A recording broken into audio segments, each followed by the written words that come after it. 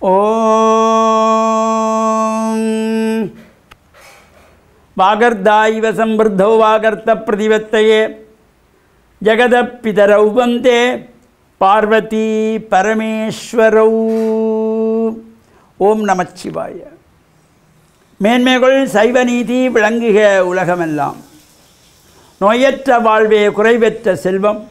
அந்த நோய் நொடிகள் இல்லாத வாழ்வு இந்த உலக மக்கள் எல்லோரும் வாழ வேண்டும் என்று கலியுகத்தின் காந்தமலை ஜோதியாகிய சபரிமலை சுவாமி ஐயப்பனுடைய திருவடிகளை சிறந்தாழ்த்தி டான் தமிழொலி ஓம் தொலைக்காட்சி நேயர்கள் அனைவருக்கும் சர்வதேச இந்து மத குறிப்பீடம் அகில இலங்கை சபரிமலை ஸ்ரீ சாஸ்தாபுரத்தின் சார்பில் இனிய வணக்கங்களும் நல்லாசிகளும். இன்றும் மங்களகரமான குரோதி வருஷம் பங்குனி மாதம் 5ஆம் நாள் 19/3/2025 புதன்கிழமை.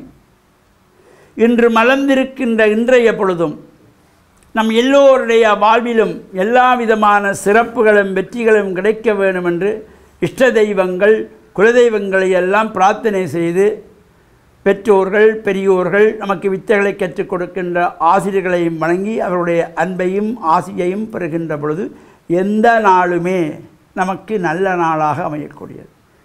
இன்று புத வாரம் என்கின்ற புதன்கிழமை. இந்த வாரங்களுக்குள்ளே இந்த புதவாரம் என்கின்ற புதன்கிழமை ஒரு அற்புதமான நாள். சுபகாரியங்கள் செய்வதற்கு பொதுவாக நம்முடைய ஒரு வீட்டிலே ஒரு சுப நிகழ்ச்சிகள், திருமண பேச்சுகள் செய்வதற்கு, திருமண நிச்சயதார்த்தம் செய்வதற்கு, திருமண வைபவத்தை செய்து வைப்பதற்கு ஒரு சிறப்பான கிழமை இந்த புதன்கிழமை. அதனால தான் பொன் கிடைத்தாலும் புதன் கிடைக்காது என்று பழமொழி சொல்வார்கள். அவ்வாறு சிறப்புக்கூடிய இந்த புதன்கிழமையிலே நாமும் சுபகாரியங்களில் எல்லாம் ஈடுபடுவதோடு இப்பொழுது இந்த பங்குனி மாதம் மலர்ந்திருக்கின்றது. இன்று 4ஆவது நாள். பங்குனி மாதத்திலே சுபகாரியங்கள் எல்லாம் செய்யக்கூடிய நாளாகவும் ஆலயங்களிலே கும்பாபிஷேகம் போன்ற நிகழ்வுகளெல்லாம் நடைபெறுவதற்குரியதாகவும் அமைந்திருக்கிறது. அத்தோடு நாம் இந்த இறை வழிபாடுகளை செய்வதோடு பெற்றோர்கள் பெரியோர்கள் தாத்தா பாட்டி போன்ற வயதானவர்களை எல்லாம் பராமரிக்க வேண்டும். நாம் இந்த மண்ணுக்கு வருவதற்கு மூல காரணமாக இருந்தவர்கள் தாயும் தந்தையும்.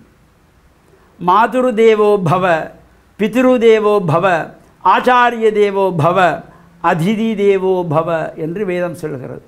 அன்னையும் பிதாவும் முன்னறி தெய்வம் என்று தமிழ் மூதாட்டி ஔவை சொன்னாள். இந்த தாய் தந்தையர்கள் அவர்கள்தான் நமக்கு முதல் தெய்வம். நாம் கண்கண்ட தெய்வமாக இருக்கின்றவர்கள் அப்பா அம்மா. அவ்வாறு இந்த தாய் தந்தையர்களுக்கு நாம் வேண்டிய பணிவிடைகளை செய்ய வேண்டும்.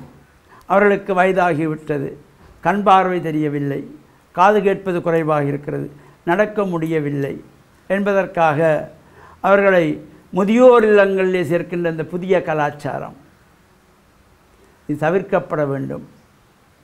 முதியோர் இல்லங்களிலே கொண்டு போய் அப்பா அம்மாவை விடக்கூடாது, அநாதை இல்லங்களிலே விடக்கூடாது, காப்பகத்திலே விடக்கூடாது. நமக்கு காப்பகம் தேவையில்லை, முதியோர் இல்லங்கள் தேவையில்லை.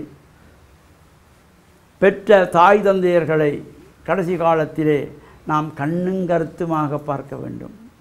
நாம் பிறந்து குழந்தைகளாக தவழ்ந்து வளர்ந்து வருகின்ற காலத்திலே நம்மை கண்ணை இமை காப்பது போல அரவணைத்து சீராட்டி பாராட்டி பாலூட்டி தாளாட்டி வளர்த்தவர்கள் தாயும் தந்தையும்.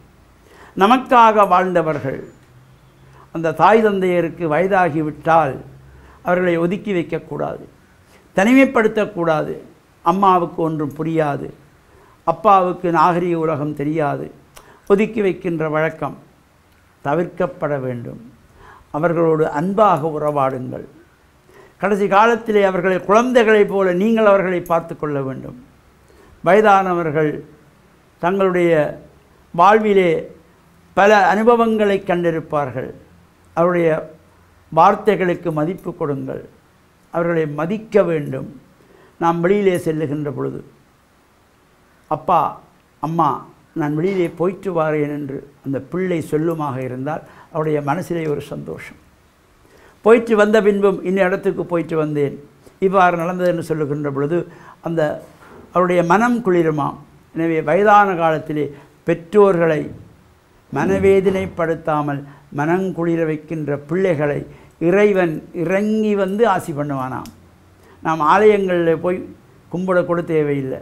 பெற்றோர்களை யாரெல்லாம் பராமரிக்கின்றார்களோ, தாய் தந்தையர்களை யாரெல்லாம் பணிவுடை செய்கின்றார்களோ, அவர்கள் இறைவனை வணங்காவிட்டாலும், ஆலயங்களில் சென்று வணங்காவிட்டாலும் இறைவன் அவர்களை தேடி இறங்கி வந்து ஆசி பண்ணுவானாம். அந்த நல்ல சிந்தனையோடு நாமும் பெற்றோர்களையும் பணிந்து அவர்களையும் அரவணைத்து இந்த முதியோர் இல்லத்திலே சேர்க்கின்ற கலாச்சாரத்தை ஒழித்து நாம் வீடுகளிலே நம்முடைய பெற்றோர்களை நாம் பாதுகாத்து கொள்ள வேண்டும், நாம் அவர்களுக்கு காப்பகமாக அரவணைக்க வேண்டும் என்ற நல்ல சிந்தனை எல்லோருக்கும் வர வேண்டும் என்ற நல்ல சிந்தனையோடு டான் தமிழொலி ஓம் தொலைக்காட்சி நேயர்கள் அனைவருக்கும் சர்வதேச இந்து மத குறிப்பிடம் அகில இலங்கை சபரிமலை ஸ்ரீ சாஸ்தாபுரத்தின் சார்பில் நல்ல ஆசிகளை கூறிக்கொள்வதில் மனமகிழ்வு கொள்கிறோம்.